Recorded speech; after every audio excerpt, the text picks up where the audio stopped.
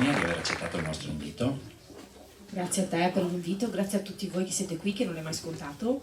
Grazie Stefania, grazie Stefano. Noi ci siamo sentiti praticamente a primavera appena usciti e aspettavamo il double per poter fare questo primo esperimento di double in giallo, quindi grazie anche a te di aver accettato il nostro invito. Grazie a voi e grazie a tutti per essere qui stasera, è bellissimo, l'ultima volta ero qui da spettatore, adesso sono dall'altra parte. Eh sì, perché, beh, ma lo diciamo dopo in realtà, perché tra Stefano e poi chi ti ha preceduto qualche settimana fa, e qualcuno di voi c'era, con Pulisci e con Massimo Carlotto, c'è un film noir che magari dopo ce lo racconti, ma prima, come non si può non presentare Stefania. Stefania, tutti e due scrittori esordienti, direi, e la cosa incredibile che magari pochi sanno è che voi siete stati scelti da due editori pazzeschi, cioè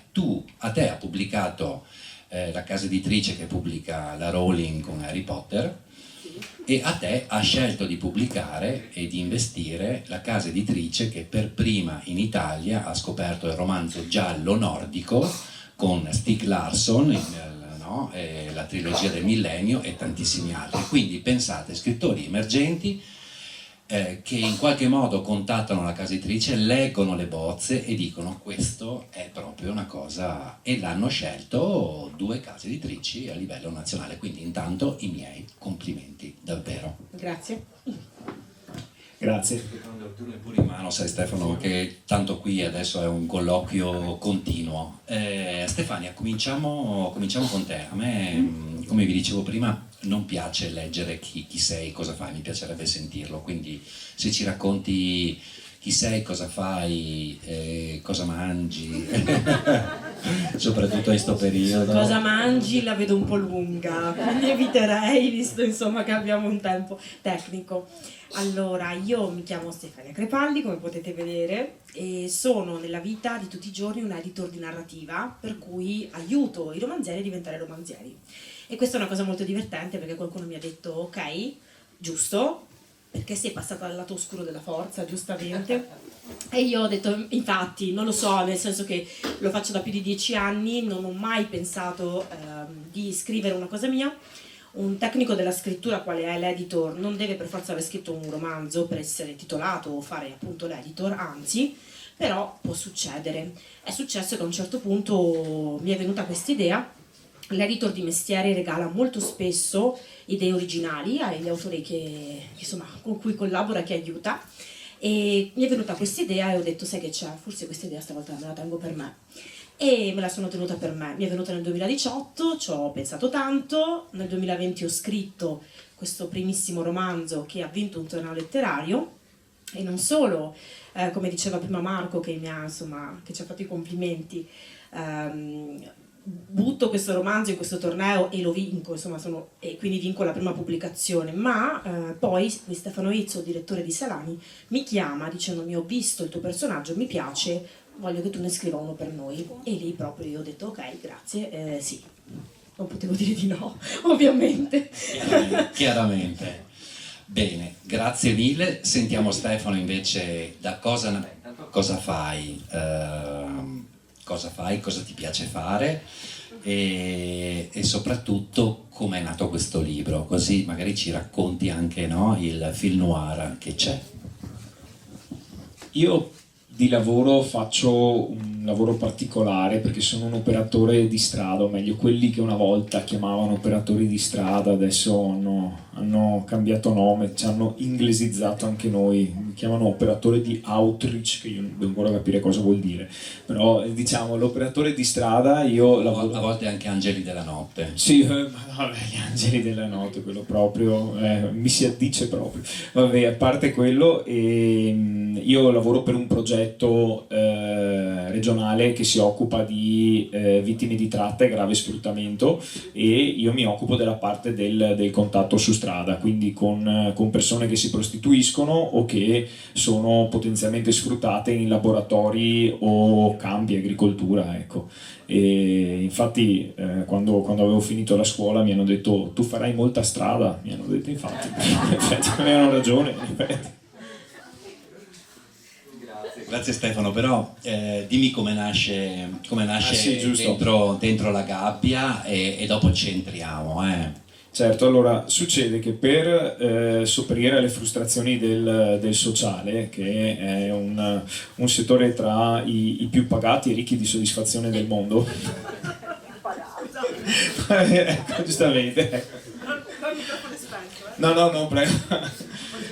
E ho sviluppato una passione che se l'associ al fatto che sono nato e cresciuto a Marghera, si tratta di sopravvivenza base, che sono gli sport da combattimento, e lì diciamo ho avuto la fortuna di incontrare un sacco di personaggi molto molto particolari, e allo stesso tempo di vivere dall'altra parte, no, la voglia di raccontare quello che vedevo, di raccontare tutte quelle storie che erano al margine, e ho cercato di capire in che cornice poterle inquadrare, e la cornice perfetta era il noir, chiaramente, visto che sono ancora dentro, chiaramente, da una scuola, perché non si finisce mai di imparare, di Massimo Carlotto, scuola nel senso che ha avuto il buon cuore di insegnarmi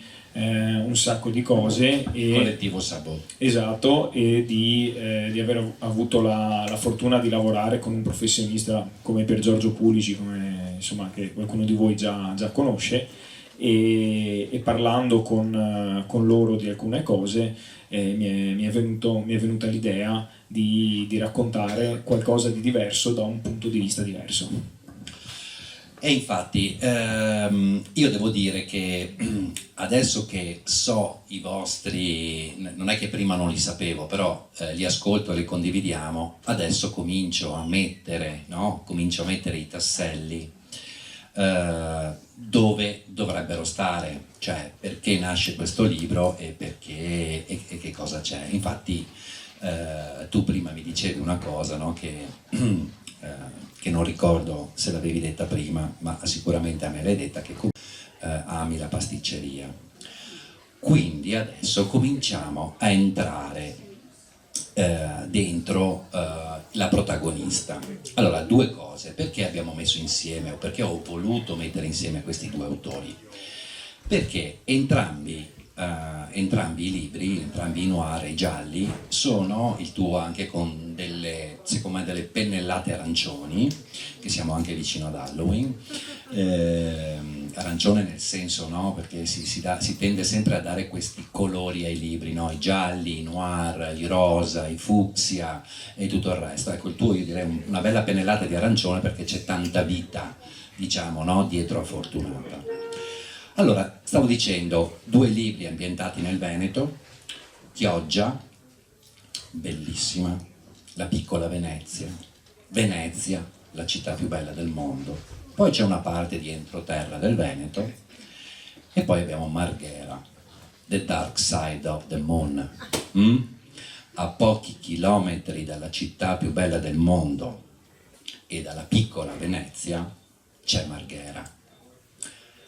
E una Marghera che nel libro, insomma, tu parli di questo lato oscuro, no? Effettivamente. Poi dal tuo lavoro capiamo anche perché alcuni contatti sono venuti. Quindi partiamo da una città bella e arriviamo a una città meno bella, no? Il romanticismo di Chioggia e Venezia alla durezza di Marghera. Mi piacerebbe parlare di queste due cose. Allora, personaggio è Fortunata. Chi è Fortunata? Sì, Fortunata è una tanotesteta. Il nome completo di Fortunata è Fortunata Tiozzo Pizzegamorti. Giusto per sottolineare questo, allora i Pizzegamorti, per tradizione regionale, insomma, e dialettale, sono i monatti del Veneto.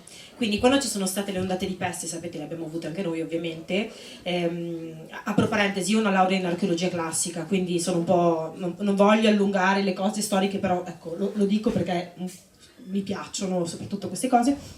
Cosa succede? Che esistevano questi personaggi che andavano a pizzicare i defunti per vedere se erano ancora vivi, e nel caso in cui insomma, fossero stati giustamente morti ammazzati, morti bene, andavano alle loro dimore, alle loro case, nelle varie calli e razziavano tutto.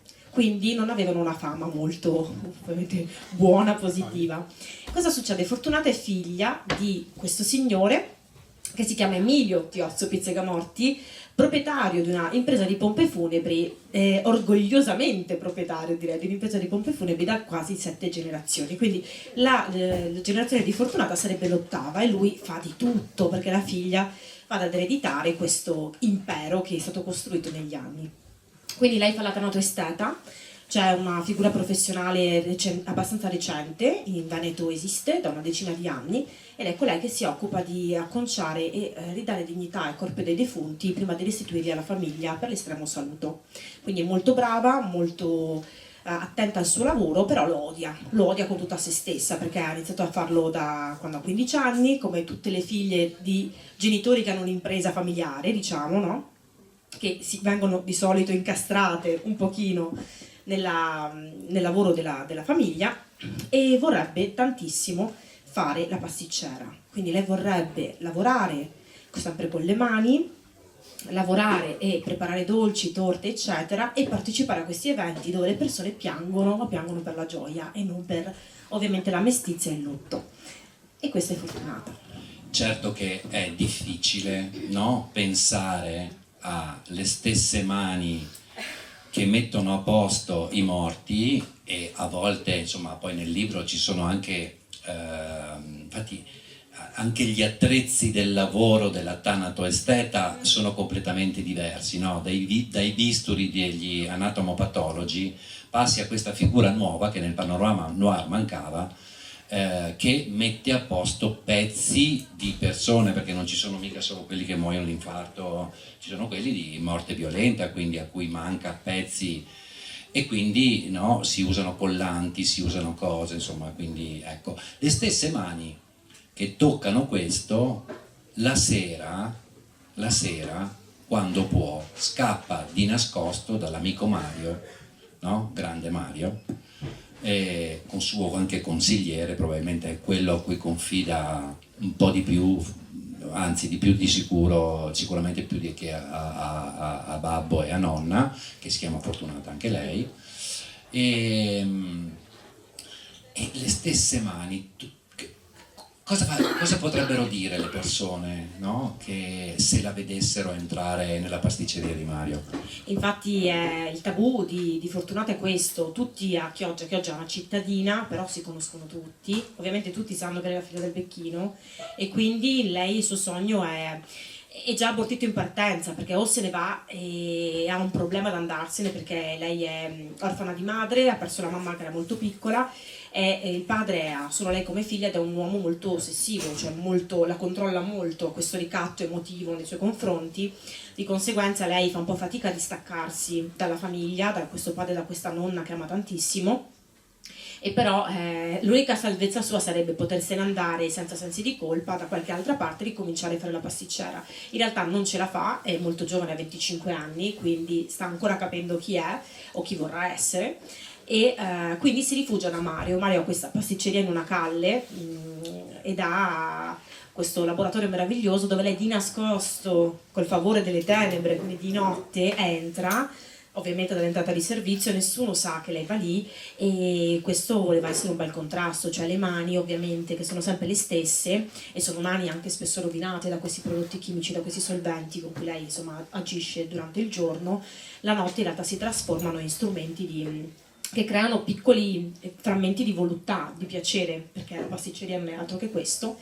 E però ovviamente le persone non accetterebbero mai di vedere Fortunata dietro al banco di una pasticceria a lavorare, e rovinerebbe ovviamente anche il commercio al suo amico, per cui si accontenta di farlo di nascosto per rifiatare dalla sua quotidianità così pesante.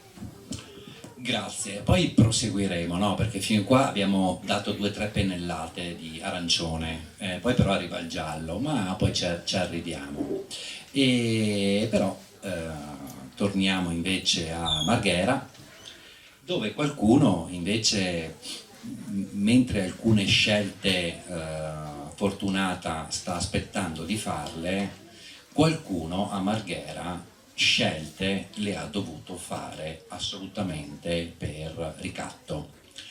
Abbiamo il Barba, Moreno Zanon, chiamato il Barba, mi ricorda qualcosa? No.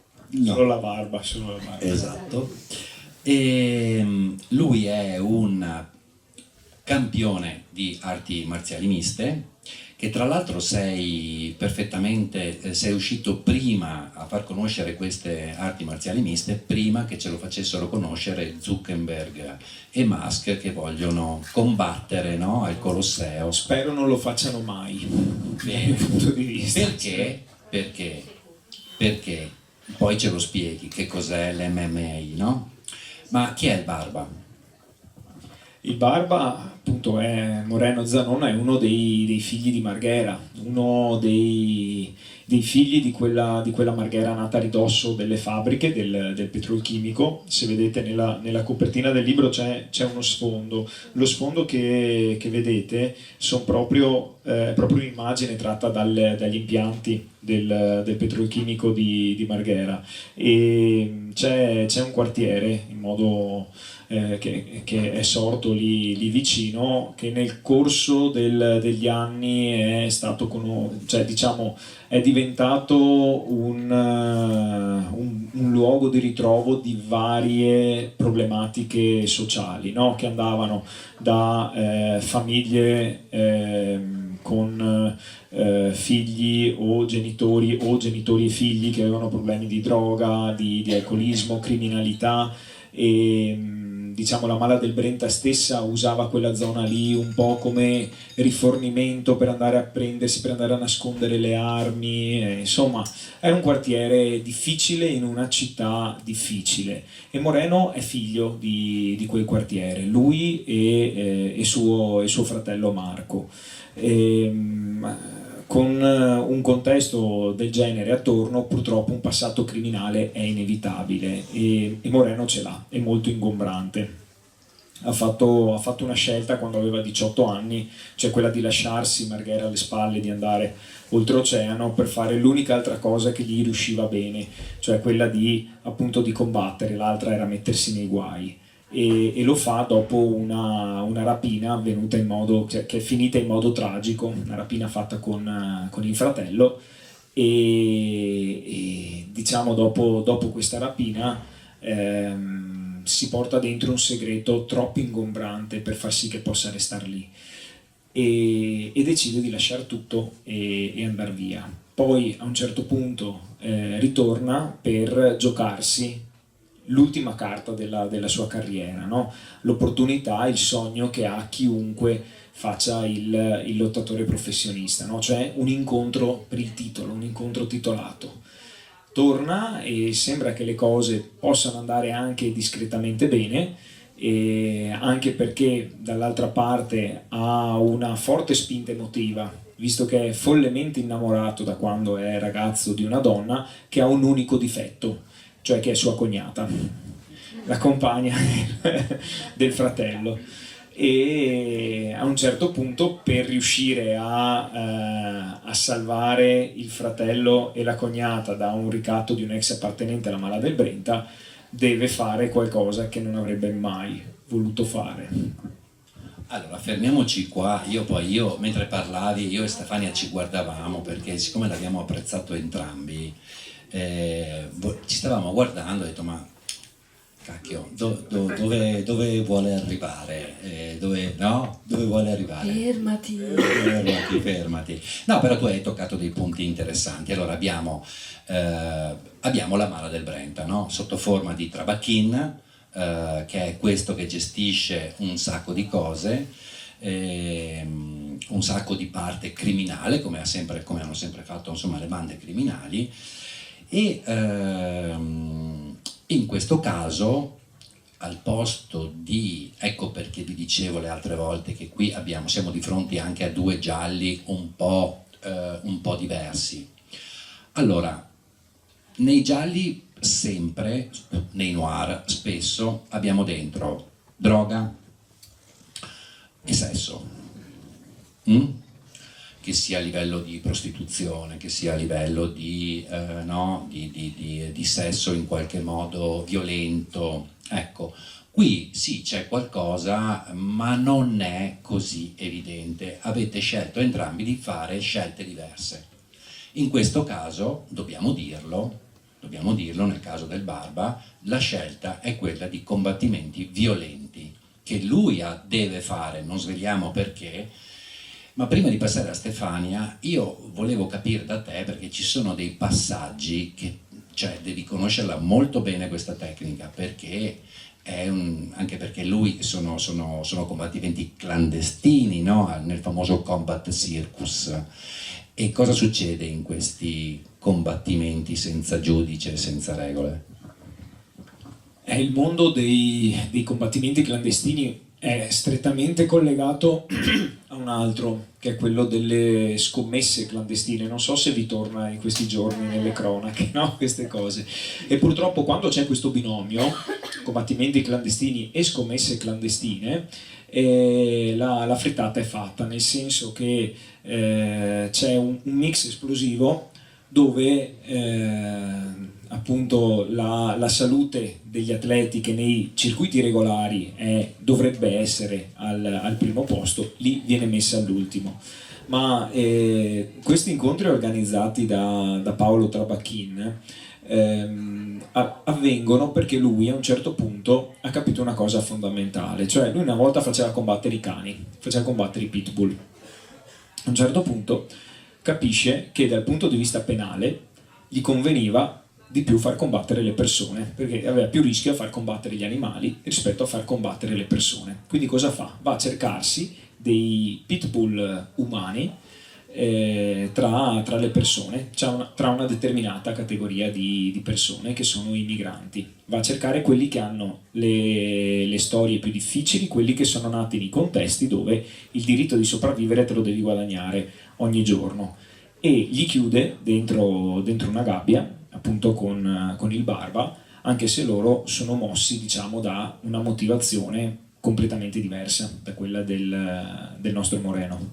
Certo, due cose, come dici tu, due motivazioni completamente diverse, tutte e due, se mi posso permettere, e poi passo a Stefania, farcite, giusto per stare nel colore dei dolci, di menzogne. La menzogna, voglio dire, no, è abbastanza... Ma la menzogna, voglio dire, no, anche su Morire ti fa bella, la menzogna è bella forte, perché a un certo momento un rampollo della Gaetano Gregorio della Chioggia Bene muore, viene ritrovato morto perché è caduto, no, da un palazzo di Venezia. Quindi da Chioggia ci si sposta a Venezia, no? Bellissima, tutto. E allora volevo chiederti, ma quando tu, e poi insomma aggiungi quello che vuoi su Gregorio, quando avete scritto, poi lo chiedo a entrambi, cioè mentre cioè, esiste una Fortunata Tour e un Barba Tour, cioè non Barbaturico, un Barba Tour, cioè quando scrivete questi libri, no? Cioè tu quel palazzo a Venezia lo conosci perfettamente? Sei salita quante volte? Allora, è divertente questa domanda, perché ho avuto la fortuna finora di presentare Morire ti fa bella, che vedete bella la copertina col pasticcino, fa molto, tanti mi hanno maledetto perché l'hanno iniziato quest'estate, erano in dieta per la prova costume, vabbè, questo è una digressione inutile, e ho avuto la fortuna di presentarlo da Torino alla Sicilia, e moltissimi mi hanno detto che non conoscevano questo palazzo di Venezia. Parlo del palazzo Contarini, dove c'è la Scala Contarini del Bovolo, che è una meraviglia architettonica del 400, che se non sai che c'è non la trovi, perché devi infilarti in questa chiusa nei pressi di San Marco e imbatterti in questo. Quindi non esiste un Fortunata Tour, però sarebbe divertente.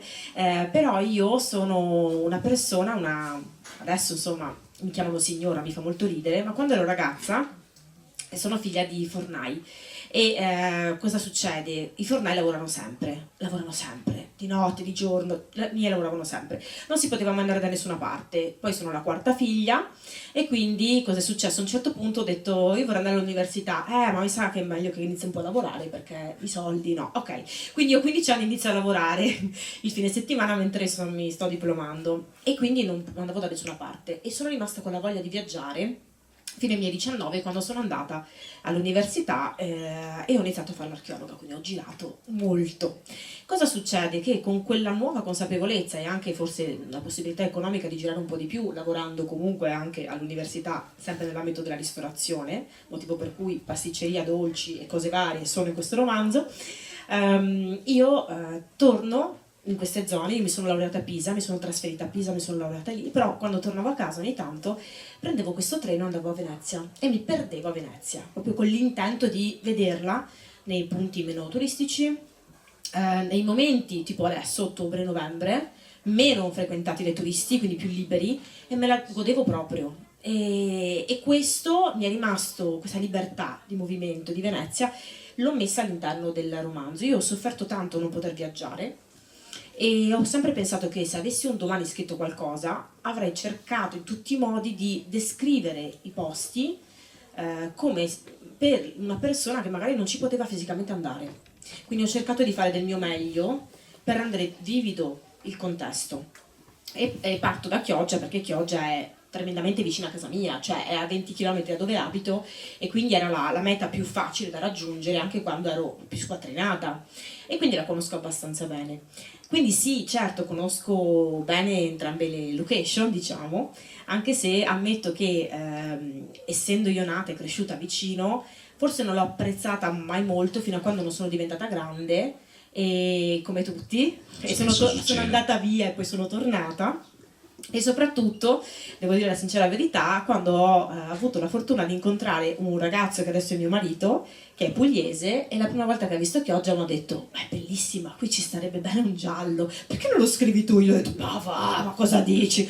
E anni dopo le ho dovuto dar ragione. Quindi dietro una grande donna c'è un grande uomo, è così che si dice? Perché no? C'è un grande uomo in questo caso, sì. Oltre che alto è pure grande, sai. Bene.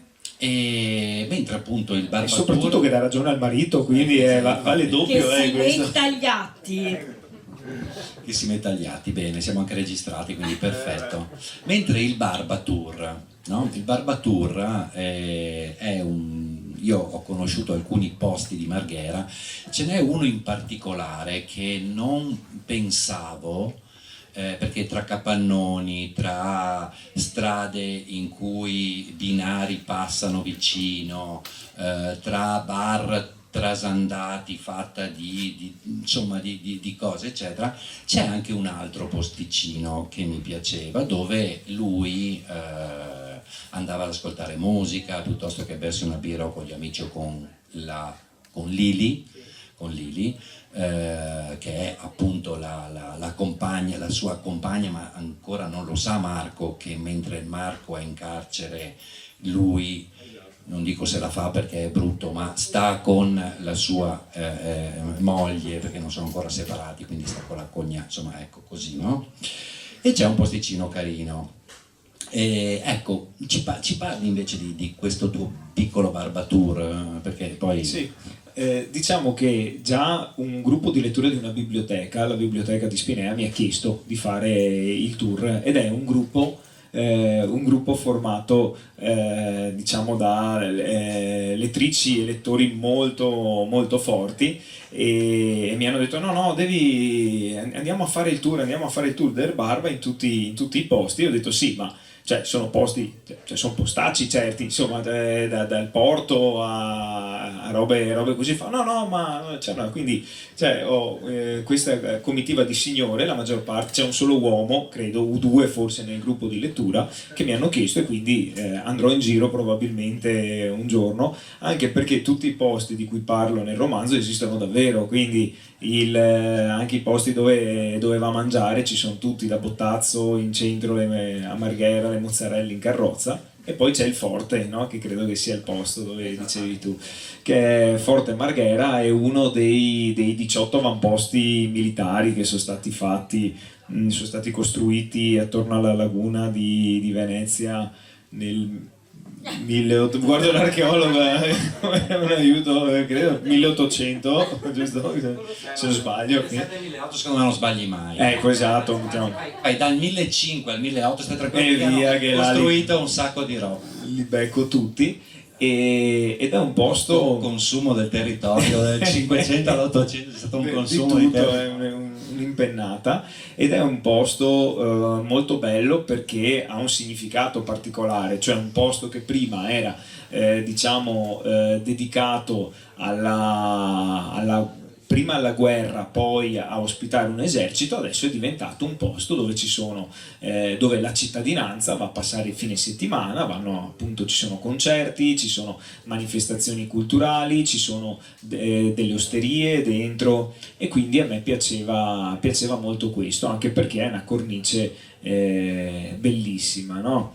E tra i luoghi del Barba, appunto, c'è Forte Marghera, c'è appunto la zona del porto dove vive, e c'è anche qualche altro locale storico, tipo un bar conosciuto da tutti come il Bar dei Morti, che il Bar dei Morti, che uno pensa che sia collegato a... No, in realtà è un posto che è bellissimo, perché adesso l'ha preso in gestione un ragazzo, un birraio, che ha appunto un birrificio, ha fatto un posto molto chic, ma la posizione è sotto un cavalcavia, quindi non è che lì ci puoi fare tanto. E negli anni 80 e 90 purtroppo a Marghera c'è stata una generazione che è stata completamente falciata dall'eroina, e ce n'erano molti, tanti giravano per la città. Uno dei posti era questo bar, dove spesso li vedevi fuori, no? Che barcollavano, qualcuno andava a farsi lì, è stato chiuso e riaperto più volte, e lì aveva preso questo soprannome per alcuni eventi anche, insomma, non molto allegri. Adesso però è uno dei posti anzi vi consiglio di andare a farci un salto. Il vero nome è Red Bear adesso, solo che a Marghera pochi lo conoscono con quel nome. Sì, ci Bar dei Morti conoscono tutti. Ma è per quello che ci piace anche qui ascoltare, perché è sempre un viaggio, no? Un viaggio nei libri, ma è anche un viaggio a Chioggia, un viaggio a Marghera, ed è per questo che io ti chiedo personalmente che quando lo organizzi, se ce la fai, mi mandi un messaggino, che se sono libero io lo faccio molto volentieri. Ci sono un paio di posti che mi sono proprio scritto e che vorrei andare a vedere. Detto questo, il tempo passa, non possiamo spoilerare troppo perché alla fine sono dei gialli, giusto? Però una cosa posso dire. A me è piaciuto molto, lo chiamano anche nella fascetta, no? La settimana scorsa in radio ho fatto proprio una rubrica su queste fascette che si chiamano blurb, e che c'è una polemica adesso in Inghilterra, perché dicono che insomma ci sono alcune fascette che sono veramente fuorvianti, ma questa proprio no, perché in questo libro c'è tanto black humor. Non si poteva chiamare humor, black humor, perché ecco, ci racconti un po' questo rapporto tra padre e figlio, ste battutine? Sì, allora... perché il lavoro, no, del beccamorto, del pizzimo, cioè in realtà uno, se dovesse stare attento a tutto, cioè alcune cose non potrebbe neanche dirle, no? Per rispetto del morto che hai di là nel capannone, no? Sì. Però allora succede questo: io quando ho pensato al personaggio di Fortunata, nella mia testa avevo pensato di voler creare un personaggio femminile che non teme la morte perché la maneggia tutti i giorni, e quando una cosa diventa quotidiana tendenzialmente la svuotiamo un po' di paura, posto che è impossibile non temere la morte, la temiamo tutti e questo è un tema universale. Però io ho ragionato, ho detto: chi è che non teme la morte? Beh, chi la maneggia tutti i giorni, o i medici, gli infermieri, chi lavora negli ospedali e insomma a loro malgrado tocca, oppure chi lavora nelle pompe funebri. Volevo questo personaggio femminile pensato al contrario. In realtà nella mia testa c'era il concetto di dualità che c'è nel mondo classico, cioè quello tra Eros e Thanatos, quindi tra amore e morte. Quindi lei sostanzialmente non teme la morte, ma ha una paura cane, si può dire, dell'amore. Quindi lei ha super paura di innamorarsi. Perché? Perché ha visto questo padre rimanere vedovo molto giovane, rimanere flesciato dalla morte della moglie, perché lui l'amava tantissimo, quindi lui è un uomo che è rimasto fermo in quel dolore lì. E da quel momento il suo unico scopo è appunto far crescere l'attività di famiglia e fare in modo che lei rimanga lì in tutti i modi, quindi cerca di incastrarla. Cosa succede? Che lei questo non lo ama, e quando è adolescente, complice anche il fatto che il padre la porta a scuola con il carro funebre dicendole: ma di cosa ti lamenti, è una Maserati sostanzialmente, lo ribattezza Signor M. Tutti mi hanno detto: che cavolo è Signor M? Il Signor M è il Signor Morte, cioè lei ha ribattezzato il padre Signor Morte perché lui è così calato nel suo ruolo di impresario di pompe funebri, vuole ingrandire questa attività, vuole creare un grande magazzino delle pompe funebri. Tra l'altro qualcuno mi ha anche chiesto, perché a un certo punto lui va a Tano Expo e mi hanno detto: ma che fantasia, no, che fantasia esiste? Ho detto: Tano Expo, cioè l'hanno fatto nel 2020, anche se volete andare a vedere, ci sono tutti si chiamano cofani, no, le bare, se voi e quindi insomma, se voi, ci sono un sacco di cofani innovativi, erano tutti inorriditi da questa cosa. È un business come tanti altri, lo sappiamo da sempre. E quindi lei ama suo padre, allo stesso tempo un po' lo odia perché la incastra lì, però lui è affascinato da chi è riuscito a trarre grandi proventi economici dalla morte, e quindi è un esperto di marketing, vuole in tutti i modi che anche quando vanno a fare questi funerali, in particolare i funerali di questo Gregorio, che è, come diceva appunto prima Marco, è il figlio e delfino di questa famiglia aristocratica, quindi l'unico figlio maschio che muore. Quando chiamano, lui non sa che in realtà loro vengono chiamati perché vogliono che Fortunata dia un'occhiata più da vicino al corpo, perché è molto brava nel suo lavoro, in particolare il suo padrino, che è un colonnello della Guardia di Finanza, e vuole che lei dia un'occhiata molto da vicino a questo corpo. Il padre si galvanizza perché dice: è la nostra occasione, con questo funerale entreremo nel circuito dei funerali di lusso, e quindi lui fa di tutto per crearsi, no, il contatto con l'aristocrazia, diciamo, chiogiotta e veneziana. Sì, ci sono dei passaggi veramente... È esagerato, lo possiamo dire come personaggio, però è quel macchiettistico che ci stava bene, perché lui è così calato nel suo ruolo che... Insomma, qualche giorno fa ho fatto un'altra presentazione, una signora mi ha detto: oh, è uguale a quello delle pompe funebri di qua, lo conosci? No signora, dico, non lo so come... Te lo vorrei presentare ma non gli stringo la mano. E io ho detto: ah, vedi, e c'è un po' anche questo stigma qui, no? Lo stigma della scaramanzia, che c'è poco da fare, c'è. Sì, Certo, però che, scusa se a dire che non è reale con un personaggio come a Chioggia, come Jackie Tonight, esatto! quello voglio dire lì tutti che lo conoscono. supera, no, Chioggia è un posto meraviglioso. E beh, poi c'è il quartiere dei Ludri, ce ne siamo dimenticato. Dovete andare. Jackie Tonight parte un'istituzione, credo. Sì, no? sì. Pare di un'istituzione. È strano che l'ASL non l'abbia ancora chiuso. Sì, io una volta ho lavorato con una persona che era uscita dal carcere di Santa Maria Maggiore ed era di Chioggia, e ha detto: sono andato, uno dei primi posti, sono andato lì e non ho toccato niente perché era troppo sporco, cioè era appena uscito, cioè non è che era uscito tipo quindi... i tavoli fatti a forma di bare, no? È a questo vinaccio, io non lo so dove lo tira fuori, io nemmeno lo sciacquo del tavernello, quindi uno tendenzialmente va lì, vive l'esperienza e si porta il cibo da casa. No, ma è bellissimo. È una cosa veramente folcloristica, infatti io uno di questi giorni devo portarci mio marito, mi dimentico sempre di portare. Ed è un personaggio che è storico, cioè un pezzo vivente della città. Ma a Chioggia sono così, le persone sono eccessive in un senso e in un altro, cioè molto particolari, molto interessanti, e quindi il signor M appunto non poteva non starci. Guarda, sono felice perché state interagendo ed è proprio quello proprio quello che volevo, hai capito? E mettere insieme queste due cose, sperimentare, è una delle cose che facciamo meglio qui alla Bassanese, per questo vi ringrazio ancora. Ero certo che si andava a finire così, ma il marketing, come dicevamo, è pazzesco. Io prima di chiudere però, no? Prima di chiudere, perché il tempo è poco, e se c'è qualche domanda, ma insomma penso che poi avete il terzo tempo per stare con voi. Vi ricordo che all'esterno c'è già pronto l'aperitivo, per quindi da noi funziona così, c'è questo tempo corto cercando di restringere e dilatarlo in un modo più sociale davanti a un aperitivo, in un modo non seduti uno da una parte e uno dall'altra, ma tutti mescolati. Una delle cose che però volevo chiederti era questa, perché poi nel libro c'è una parte, tu l'hai appena accennata, ma il tuo lavoro ti porta a incontrare questi immigrati, e qui c'è una parte importante, no? Perché poi insomma c'è Jonathan dalla Nigeria, i suoi amici, una comunità dentro una comunità. Ecco, volevo capire, riesci a farmi un bilancio del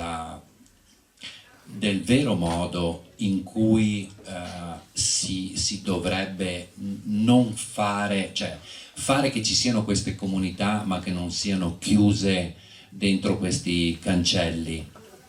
Te lo chiedo, ma se non lo chiedo a lui che è qui, come faccio? È una domanda più che pertinente. Per trovare una risposta bisogna innanzitutto cercare di non ripetere gli errori che sono stati fatti in passato, o perlomeno cercare di capire dove sono stati, no? Il primo, secondo me, ha a che fare con una parola. Noi, insomma, con le parole ci abbiamo a che fare ogni giorno, sappiamo il peso che hanno, e la prima parola si chiama emergenza, no? Noi sentiamo questa parola che viene ripetuta, la sentiamo ripetere, ma se noi sentiamo vediamo una parola collegata a un tema da più di 20 anni, insomma, forse emergenza non è il termine, no, forse il termine più corretto è non siamo stati in grado di leggere determinate cose che erano abbastanza evidenti, perché se tu per centinaia di anni, no, porti via delle risorse da un posto e contemporaneamente vendi delle armi e contemporaneamente, insomma,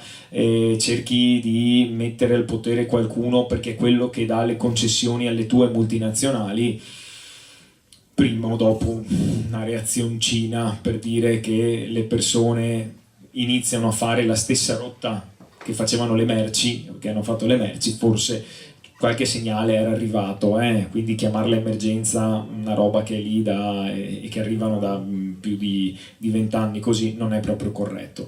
La seconda, collegata alla tua domanda, è connessa al sistema di accoglienza. Cioè in Italia c'è stato un cortocircuito a un certo punto, no? Nel 2016, quando questa cosiddetta emergenza è scoppiata, c'è stato il picco degli arrivi dalla Libia, e poi vabbè, sul perché ci sia stato lasciamo perdere, e c'è stato un cortocircuito nel sistema dell'accoglienza in Italia, perché se tu che lavoravi nell'accoglienza lavoravi bene per cercare di fare quello che dici tu, no? Cioè di lavorare per l'inclusione delle persone, no? Quindi che vuol dire fornire le possibilità di fare un corso di italiano, un avviamento professionale, in modo che la persona inizi a produrre, diciamo, il prima possibile per se stessa e per la comunità. Se tu lavoravi per tutte queste cose, i soldi non bastavano mai, non ne avevi abbastanza, non riuscivi a venirne fuori. Se invece lavoravi male, diventavi ricco. Questo è stato il cortocircuito, e da lì è stato l'inizio della fine, perché tutti quelli che lavoravano bene hanno detto: ma chi me lo fa fare? Tutti quelli che lavoravano male erano lì che dicevano io, no? E facevano. E abbiamo avuto vari esempi. purtroppo c'erano poche realtà virtuose che restavano lì e tenevano duro per diciamo smentire tutti gli altri, e denunciavano anche tutti gli altri che si arricchivano in modo mostruoso con queste cose, che facevano fatturati vergognosi, no? E hanno cercato in tutti i modi di portarlo all'attenzione. Credo sia stato uno dei pochi settori dove ad esempio c'erano cooperative che denunciavano altre cooperative, associazioni che denunciavano altre associazioni, e questo ha creato un sacco di problemi, soprattutto nelle zone nostre. Perché a un certo punto, in un centro che è a metà strada tra, non voglio fare riferimenti, ma era un grosso centro a metà strada tra di noi, ok? E c'erano delle situazioni alla ribalta delle cronache, cioè sovraffollamento cronico o persone accolte lì che allo stesso tempo venivano impiegate come manodopera e con condizioni insomma non proprio favorevoli in altri contesti, ecco. E quindi secondo me, già se riuscissimo a capire quali sono stati gli errori per non ripeterli, sarebbe già molto. E poi diciamo, noi ci troviamo adesso a dover gestire delle conseguenze, ok? Ma finché noi non agiamo sul problema all'origine, e cioè il fatto che per mantenere il nostro stile di vita, il nostro stile di consumi, abbiamo bisogno di determinate materie prime che non abbiamo, che andiamo a prendere da altre parti, e se andiamo a vedere a che condizioni le andiamo a prendere, lì insomma inizia a complicarsi il discorso. Secondo me bisognerebbe andare lì, poi pretendere che ripeto, centinaia di anni di comportamenti di questo tipo non abbiano cioè ormai è tardi per c'è qualcuno che dice che questo discorso è cominciato nel 1492. Ma io stavo per dire anche nel 2800 a.C., cioè da lì voglio dire. Ma perché sei archeologa, per quello, sì, allora io sì, mi fermo. C'è un problema di fondo, insomma, fa parte dell'essere umano un pochino. Io volevo farti l'ultima domanda, poi, cioè l'ultima considerazione più che domanda, perché è chiaro che con il tuo personaggio, dove si ride anche abbastanza, la morte, come dicevi tu prima, no? Fa parte del quotidiano. Però ci sono alcuni passaggi che mi sono piaciuti, nel senso che mi hanno fatto riflettere, e ne volevo solo parlare con te su questa morte, anche perché devo dire la verità che domenica scorsa, non so chi c'era, abbiamo parlato di elisir di lunga vita. Abbiamo fatto la magia sul Veneto per capire, abbiamo scoperto che nella Venezia del Cinquecento c'erano una setta di maghi, la Scola Nera, quello che facevano era proprio gli elisir di lunga vita. Allora, invece di allungare la vita, Fortunata fa qualcosa di diverso, ma per noi è come se desse qualche minuto di speranza ancora in più. Controllo che gli occhi siano chiusi e che le labbra siano saldate tra loro per evitare il crollo della mandibola. Termino di dare il lucidante alle unghie e poi arretro per osservare l'insieme. Il giovane Gregorio è tornato bello come in tutte le rappresentazioni incontrate nelle scorse ore, e sono davvero fiera di me perché ho mantenuto la parola, allontanando l'effetto della morte e strappando alla vita ancora qualche ora di apparente presenza. Ecco, questa è una sintesi è una sintesi, no, che mi sono segnato del lavoro. Questa è la prima volta che viene letto questo passaggio. Grazie. Grazie a te, ma io sono un lettore attento. Dubitavo ovviamente. E poi, ripeto, ci sono delle cose che mi sono piaciute di più, no? E che mi sono rimaste un po' più accese e memorizzate, altre no, come la descrizione di un paesaggio che magari mi è più familiare, quindi niente. Esatto, però questa cosa, no, per allontanare, per rendere la morte ancora presente per qualche ora in più. Grazie Stefano. Allora volevo chiederti, già ci troviamo di fronte a una persona che già, come dicevi tu prima, cioè passa il becchino e noi ci tocchiamo, no? Perché il famoso gesto dove ci si tocca. Ecco, come vive Fortunata di fronte a questa cosa, nel senso che sa che a volte il silenzio, scrivi esattamente così, che il mio passaggio scatena un velo di silenzio impalpabile ma concreto. Come lo può vivere una ragazza così? La vive male perché lei è molto sola, infatti. Lei, infatti, tanti mi hanno detto: ma non ha amici. No, non ha amici. Cioè, è chiaro che una persona ha un'eredità forte, grossa, cioè è difficile che una ragazza così, quando va a scuola, riesca a farsi amici coetanei. Infatti, lei è molto sola e il suo unico amico ha 70 anni. Mario il pasticcere è un amico ed è molto grande. Quindi lei è una ragazza che non ne può più in realtà di questa cosa, però allo stesso tempo non può vergognarsi del mestiere che fa, e in questo l'aiuta molto la nonna, che era la tanatestata dell'impresa prima di lei, e la nonna è molto presente nel farle capire che non ci si vergogna della morte. L'ho scritto in una scena che verrà fuori in un romanzo futuro probabilmente, perché la morte, insomma, siamo tutti portatori sani di morte. A me piace dire questo perché c'è poco da fare, insomma, noi nasciamo e quando iniziamo il nostro percorso, a un certo punto inizia anche il percorso della decadenza, c'è poco da fare. Però secondo la nonna di Fortunata la cosa peggiore è l'ignoranza, non è l'essere portatori di morte o avere a che fare con la morte. Quindi essere scaramantici nei confronti di chi si occupa di questi corpi in realtà è un gesto di ignoranza. Io ricordo, perché poi il gesto delle mani che preparano, come tutti abbiamo avuto, penso tutti, dei lutti in famiglia.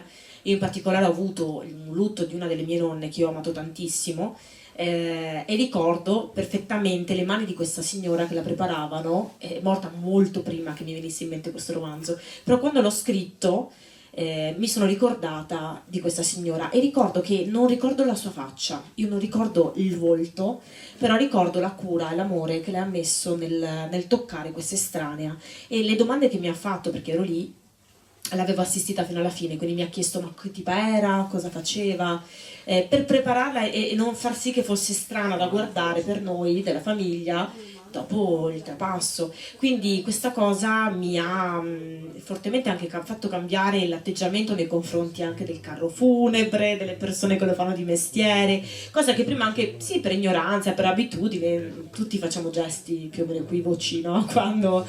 E quindi Fortunata la vive male, lei cerca di nascondersi, cerca l'ombra delle calli, cerca di mettersi i cappucci, si veste di nero ovviamente per non farsi notare, però lei dice capisco anche la diffidenza dei cittadini, perché quando arrivo io col mio borsone loro pensano di chi sarà il turno questa volta, e lei purtroppo questa eredità se la porta dietro almeno finché farà quel mestiere. Certo. Bene, allora il tempo è passato, se c'è qualche domanda volentieri, se non c'è ho l'ultima cosa da chiedere a Stefano. Io vi posso dire solo, prima di chiedere a Stefano l'ultima cosa, vi ricordo che è già pronto sotto il vostro sedere il programma già di novembre. Cominciamo domenica 12 novembre e faremo una domenica importante, perché quest'anno, come sapete, cade il 60° anniversario della probabilmente una delle più grandi tragedie italiane, che è quella del Vajont. E in questo libro che presentiamo appunto di Piero Ruzzante, storico ma è stato anche consigliere, quindi con accesso a dei documenti che altri non potevano avere, ha scritto questo libro che si chiama L'acqua non ha memoria, e parleremo dei personaggi, ma non solo dei personaggi che tutti ne hanno parlato, anche delle centraliniste, degli operai licenziati, degli ingegneri, insomma cercheremo di ricostruire insieme a lui una bella, veramente una domenica intensa e interessante storica. Poi insomma tutti gli altri li avete qui, nel mese di novembre abbiamo voluto dare molto spazio al territorio. La cosa che volevo ultima chiederti era questa.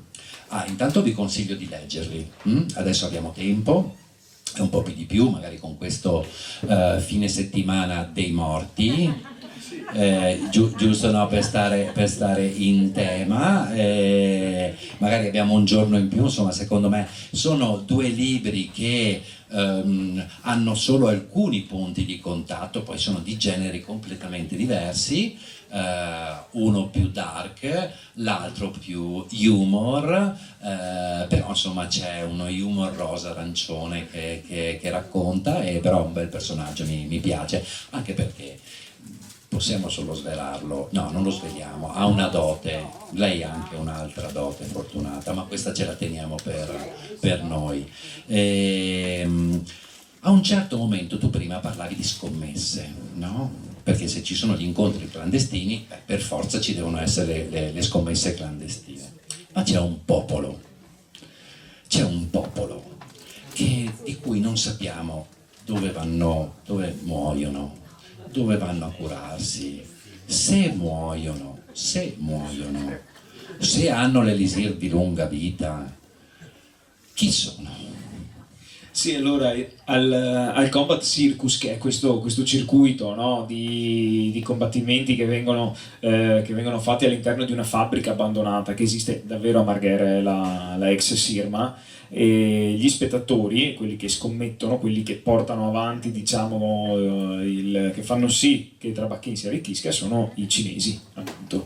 Sono alcuni cinesi, chiaramente, dopo ce ne sono tantissimi che sono bravissime persone, però altri, diciamo, che hanno il vizio del gioco e del gioco pesante. Questo perché anche culturalmente in tutta l'Asia, Questo mi non interessava solo molto.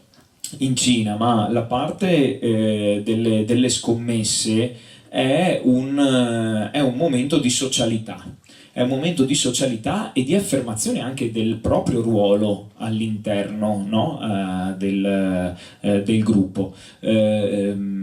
Il Barba va in Thailandia, no? Ad allenarsi. Beh, in Thailandia si scommette tantissimo, cioè all'interno dei palazzetti dello sport dove si celebrano questi incontri di Muay Thai, che è quest'arte marziale thailandese, e lì tutto gira attorno alle scommesse. Scommettono anche sui ragazzini di 13 anni che combattono, ma no di nascosto, alla luce del sole. Questo perché è tutto un sistema parecchio complicato, ma ci sono vari gruppi di scommettitori che vengono chiamati i guru all'interno, i guru della box. I guru della box sono quelli che decidono, no, di fatto, in base alle quotazioni, se uno diventerà un campione oppure no, perché se molto quotato girerà tanto. E la stessa cosa succede anche in Cina, dove scommettono su qualsiasi cosa. A me piaceva questa immagine, no, della Cina che scommette e dell'Africa che combatte, perché di fatto rappresenta un po' la situazione anche economica. Economicamente adesso molte multinazionali cinesi hanno acquistato pezzi interi di Africa, no? E l'hanno fatto con una tecnica innovativa al massimo, cioè che vanno lì e dicono: vi costruisco strade, acquedotti. E che non faceva un certo imparo romano, esatto. per esempio. No, per esempio ci hanno aggiunto gli aeroporti adesso, perché all'epoca non c'era. Possiamo modellizzarci un minimo, però qualcuno, vedi, la storia l'ha studiata e la applica bene, e la fanno direi piuttosto bene. E il mondo delle scommesse, cioè, è talmente forte, talmente radicato, che i canali normali non bastano mai e sono sempre alla ricerca di qualcosa di nuovo, e lì la spunta che riesce a dare quel surplus, no? E là a volte anche la crudeltà, che uno dice: sì, ma questi cavolo si ammazzano di botte dentro la gabbia, ma va al di là dell'ammazzarsi di botte, perché ciò che conta è la scommessa alla fine. Sì, è proprio una cultura completamente diversa.